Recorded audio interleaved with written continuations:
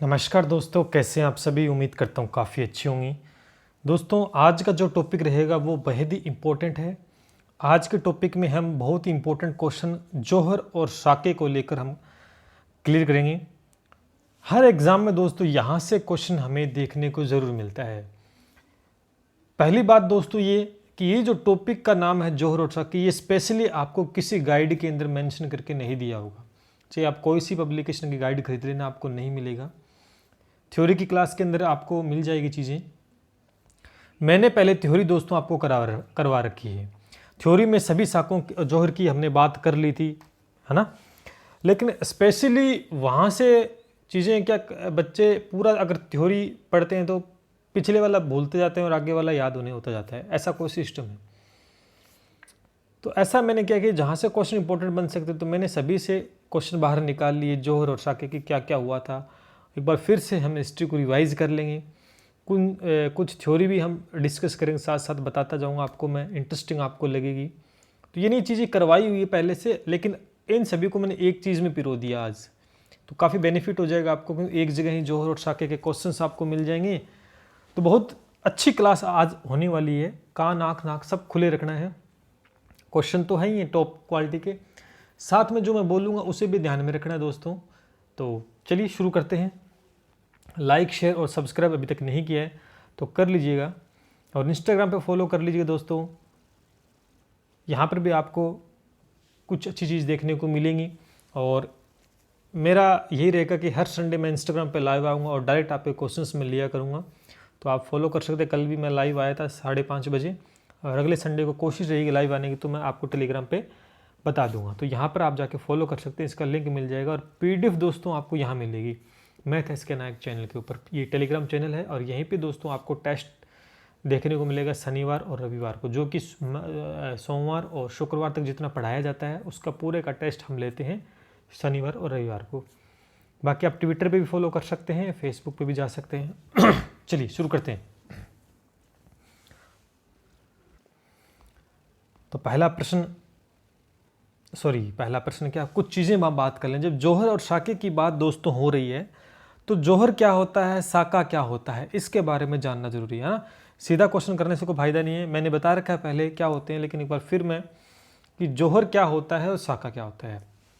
दोस्तों अगर आप देखेंगे जोहर कि राजपूताना में प्राचीन काल में जब युद्ध हुआ करते थे तो राजपूत वीरांगनाएं द्वारा अग्निकुंड में या पानी में कूदकर जान दे देना क्या कहलाता था, जोहर कहलाता था। समझ में आपको, यानी राजपूताना में प्राचीन काल में जब युद्ध हुआ करते थे ना, उस समय राजपूताना जो वीरांगनाएं थे, जो स्त्रियां थी, वो अग्निकुंड में कूद जाती थी या पानी में, अपने मान सम्मान को बचाने के लिए। तो उसे हम जोहर कहते हैं।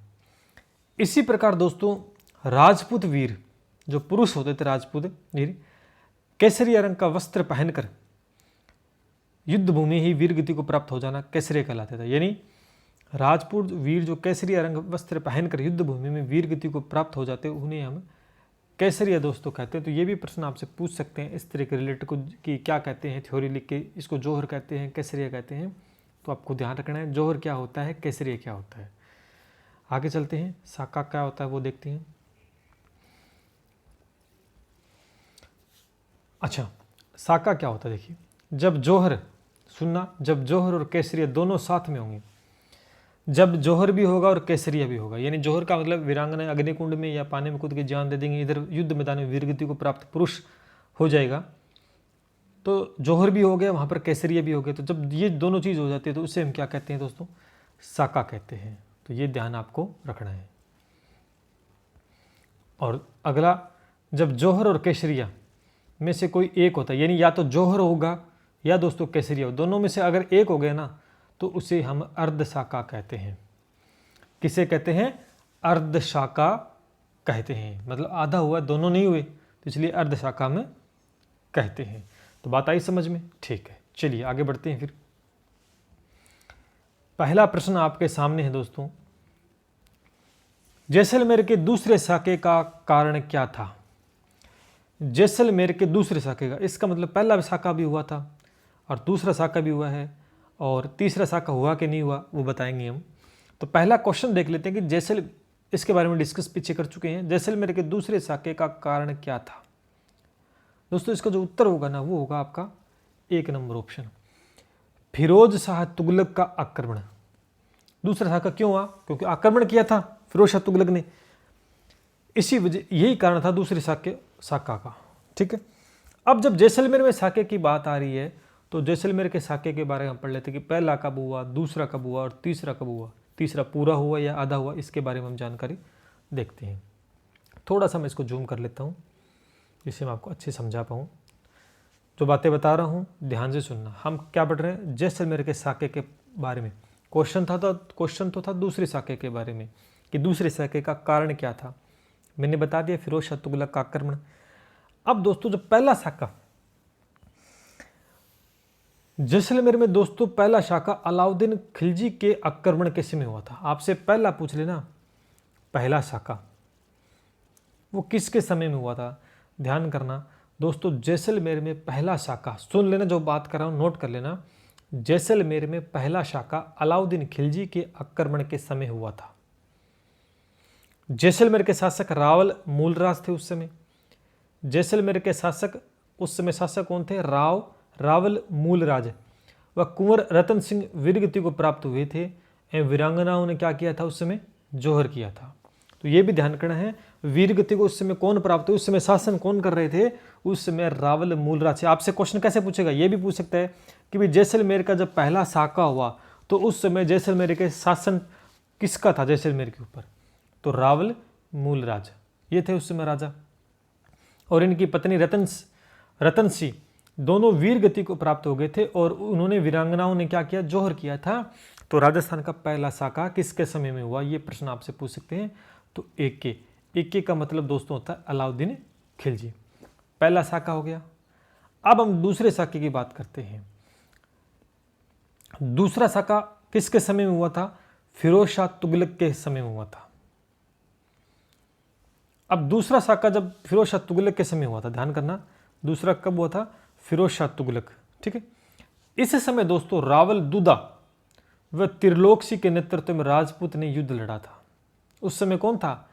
रावल दूधा व त्रिलोक सिंह ने नेतृत्व में राजपूत ने युद्ध दोस्तों लड़ा था।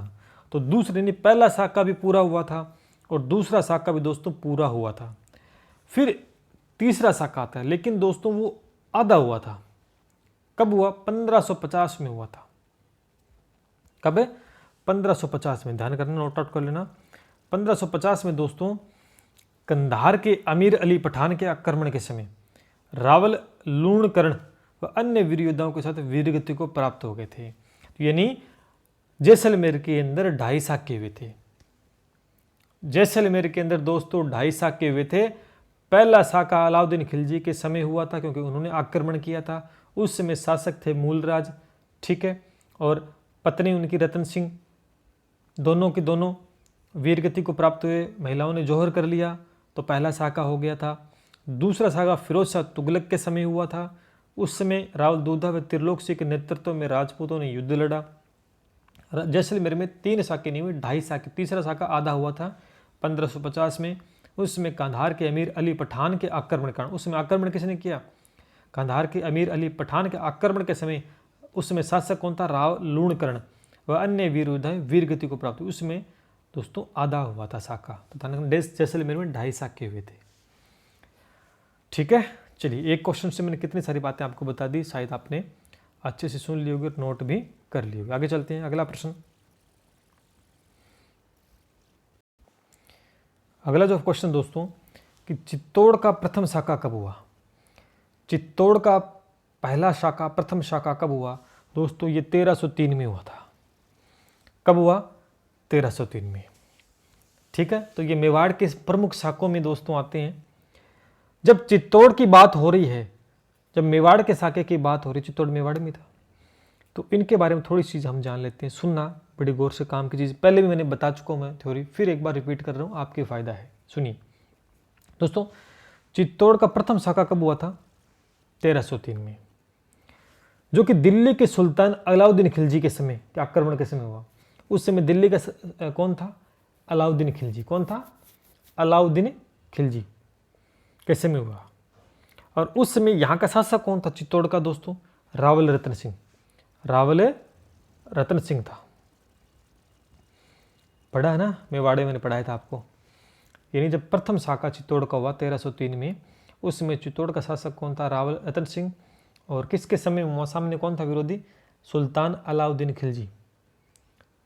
अलाउद्दीन खिलजी ने धोखे से रतन सिंह को कैद कर लिया था दोस्तों। उस समय अलाउद्दीन खिलजी था ना, उसने धोखे से रतन सिंह को कैद कर लिया और बदले में रानी पद्मिनी को मांगा था। मैंने बताया था आपको मेवाड़ में रावल रतन सिंह जब पढ़ाया, पद्मिनी काफ़ी खूबसूरत थी, तो वो तांत्रिक ब्राह्मण था। उसने जाके अलाउद्दीन खिलजी सामने वो कह दिया कि भाई खूबसूरत है, तो उस चक्कर में ये इसने रतन सिंह को तो कैद कर लिया और पद्मिनी को कहा कि मेरे को सौंप दे पद्मिनी को, रानी पद्मिनी को।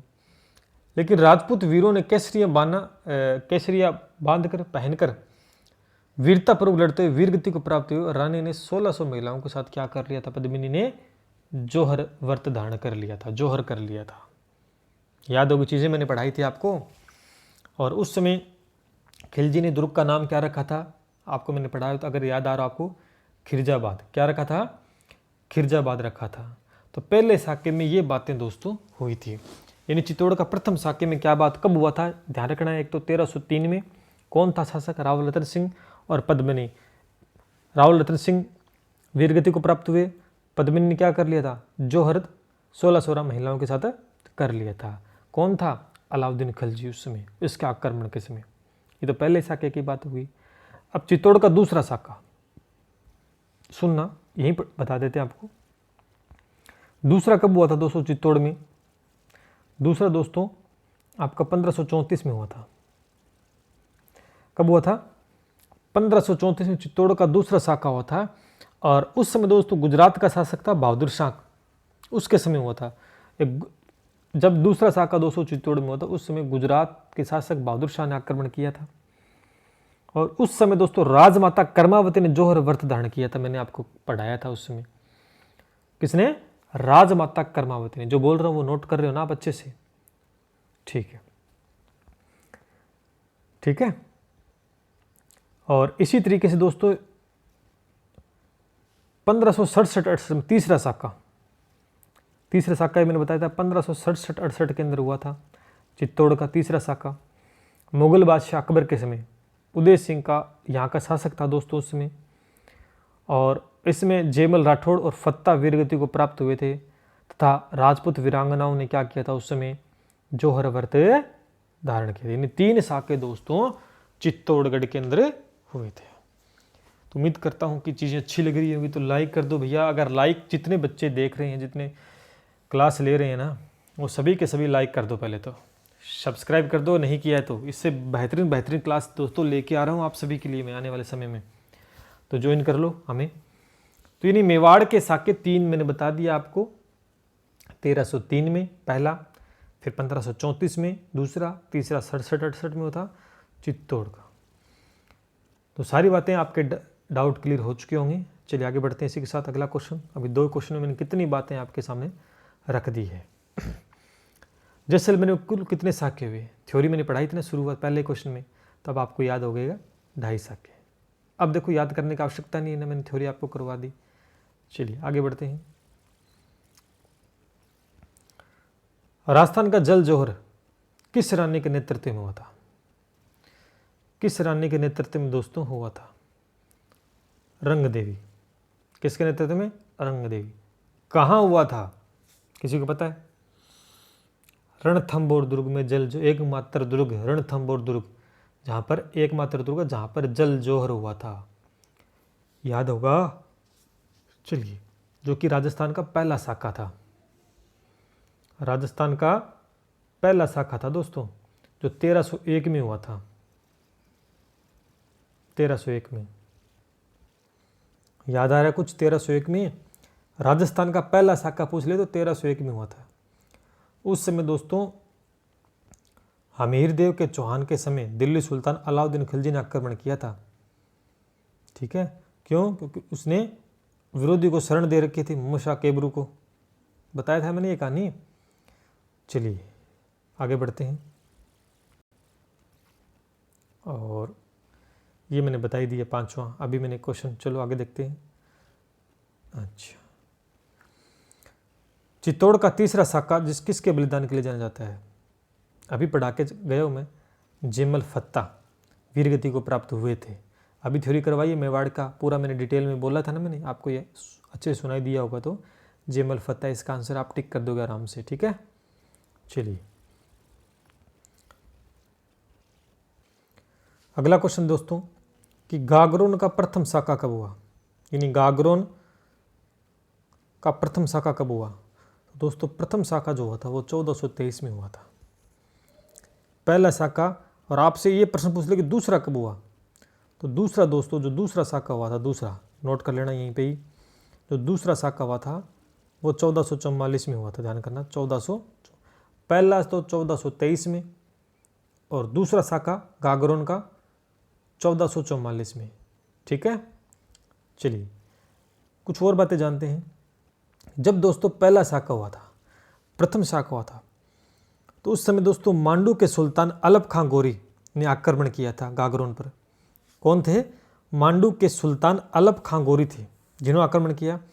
और उसमें गागरोन का शासक कौन थे? गागरोन के अचल दास खिंची ने प्रतिरोध किया था। इसका जो पूरा वर्णन आपको ना शिवदास गाड़क ने अचल दास खिंची वंचिका में लिखा गया है, इस ग्रंथ के अंदर दोस्तों देखने को मिल जाएगा। और जब दूसरा शाखा हुआ 1444 को, उसे मांडू शासक सुल्तान मोहम्मद खिलजी ने आक्रमण किया था। पहले कौन था? अलप खां गोरी, मांडू का सुल्तान। लेकिन जब 1444 में हुआ तब मांडू का शासक सुल्तान मोहम्मद खिलजी ने आक्रमण किया था। और गागरोन का उस समय शासक था पलहण सिंह खिंची। कौन था? पलहण सिंह खिंची। और पहले शाखे में कौन था? अचलदास खिंची। याद कर लेना, मैं जो बोल रहा हूँ ये रट लेना इसको, ठीक है। उसमें वीरांगनाओं ने जोहन दोस्तों किया था और मोहम्मद खिलजी ने गागरोन का नाम बदल दिया था, उसमें मुस्तफाबाद रख दिया था। क्या रख दिया था? गागरोन का नाम मुस्तफाबाद, मुस्तफाबाद रख दिया था गागरोन का। तो ये भी आपको ध्यान रखना है, ठीक है। चलिए आगे बढ़ते हैं। इसी के साथ कई बातें क्लियर हो चुकी होंगी गागरोन के लेकर दोस्तों। आपकी लाइक कर दें भैया, क्लास बहुत ही बढ़िया क्लास हो रही है आज आपकी। अगला देखिए, चित्तौड़ के प्रथम शाखे में जब अलाउद्दीन खिलजी ने राणा रतन सिंह पर आक्रमण किया तब किस रानी ने जौहर? आई थिंक ये प्रश्न आपको अच्छे से आता होगा, अभी मैं थ्योरी पढ़ा के आया हूँ और आप कर दोगे। कौन थी? पद्मिनी। कौन थी भैया? पद्मिनी, जो कि काफ़ी खूबसूरत थी। इसी को पाना चाहता था अलाउद्दीन खिलजी, इसी चक्कर में तो युद्ध हुआ था, ठीक है।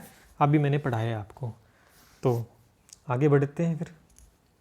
ये तो आता है हमें फिर क्वेश्चन। जैसलमेर का पहला शाखा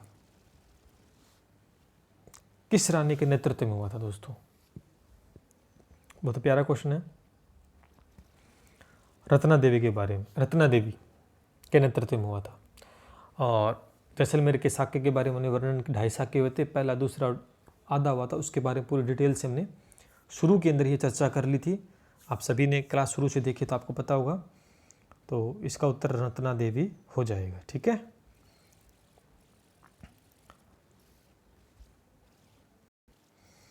अगला क्वेश्चन क्या है दोस्तों? जालोर में कितने शाखे हुए? जब जालोर मैंने पढ़ाया था आपको तो इसमें आपने अच्छे से क्लास ली तो आप सभी को पता होगा कितने शाखे हुए थे जालोर में। जालोर में दोस्तों एक ही शाखा हुआ था। वो कब हुआ था? 1311 से दोस्तों 12 के अंदर, ठीक है।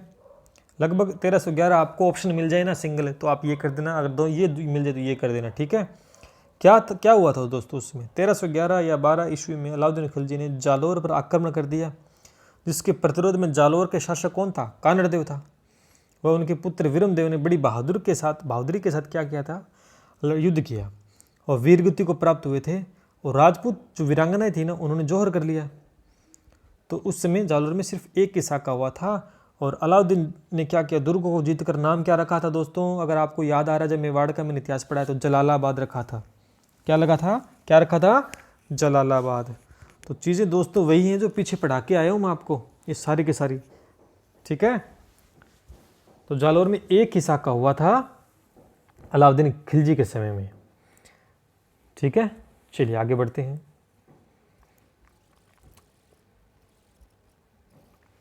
ये देखिए जो चीज़ मैंने थ्योरी में पढ़ाई थी शुरू के अंदर फिर से क्वेश्चन बन के आपके सामने आ गई है। मैं साथ साथ ये भी आपको बताता जा रहा हूँ कि क्वेश्चन कैसे पूछा जाता है। जैसे कि जैसलमेर का जब पहला साका हुआ तब वहाँ का शासक कौन था। देखो मैंने कहा था ना ऐसा क्वेश्चन पूछ सकता है।